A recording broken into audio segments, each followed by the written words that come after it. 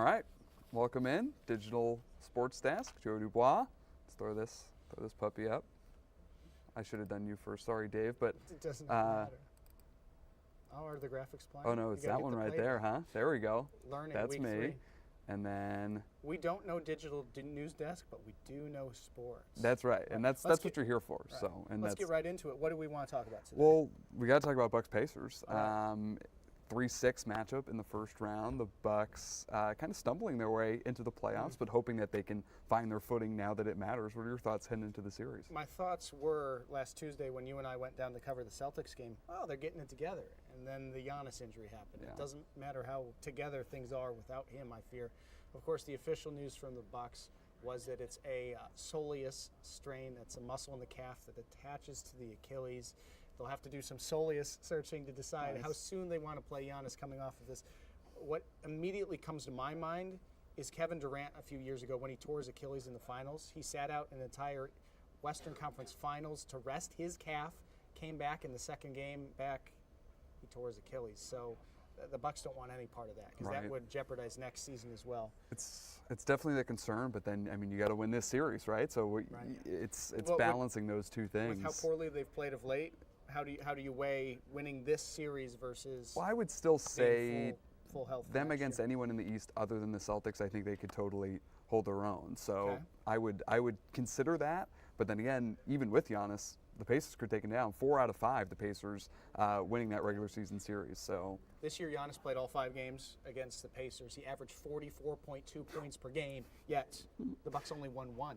Yeah, that's when he had 64 points, the most points by any Buck in any game ever.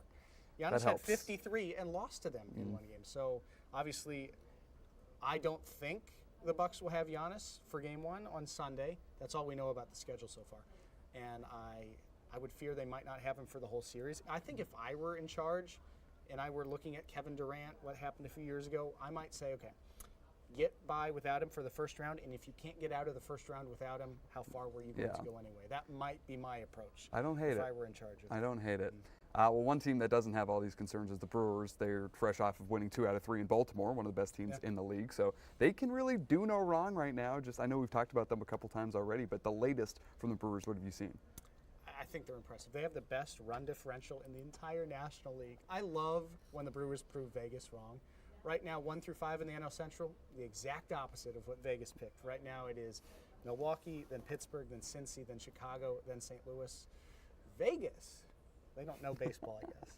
They got to figure it out. They got a long season to be right, though. Well, I'll say this, though. I mean, the Brewers are getting it done every way. Like, it's not as if there's one fluky sort of thing you can point to. Like, the offense obviously is getting most of the headlines as they're tearing it up. But pitching, they're 4th in the NL in ERA, so it's not as if the offense is getting everything done. So Yelich still out, though, so something to monitor there. Hopefully he's all good and gets them back at full strength. But nothing but good things to say about them, really. All right, we probably have about 15 seconds. We got to get off air so we can stream Action 2 News at 4. But tonight, WNBA draft. 10 days from now, the start of the NFL draft. And tonight, the start of the USHL playoffs. The Gamblers are the 3 seed. They have a best-of-3 series starting against Chicago at home tonight. Great stuff. All right, yeah, we'll have all that later on in Action 2 News. Thanks for checking in.